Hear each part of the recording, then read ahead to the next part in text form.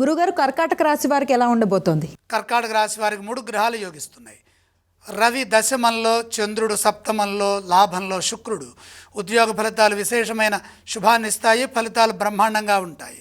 ఉద్యోగంలో ప్రతిభను కనబరిచి మెప్పు సాధిస్తారు. ఆదర్శవంతమైన జీవన విధానాన్ని కొనసాగిస్తారు. నూతన ప్రయత్నాలు విజయవంతమవుతాయి. ఏ కాలానికి తగ్గట్టుగా ఆ కాలంలో ఆలోచనలు కాలానుగుణంగా తీసుకుంటే సమాజం గుర్తిస్తుంది. అధికార యోగం సూచితం. పలు మార్గాల్లో కలిసొస్తుంది. నమ్మకంగా పనిచేయండి. ప్రశంసలుంటాయి. కష్టానికి తగిన ప్రతిఫలం లభిస్తుంది. ఇదే విధంగా కృషిని కొనసాగిస్తూ వ్యాపారంలో ఎదురయ్యే సమస్యలని తెలివిగా అధిగమించండి.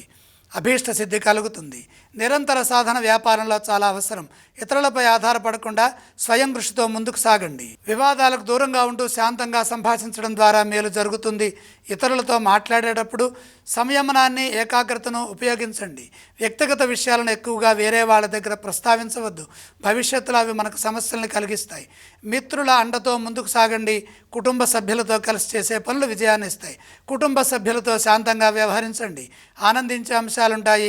ఆర్థికంగా కలిసి వస్తుంది. ఆర్థికంగా చేసే ప్రతి ప్రయత్నము ధనలాభాన్ని సమకూరుస్తుంది.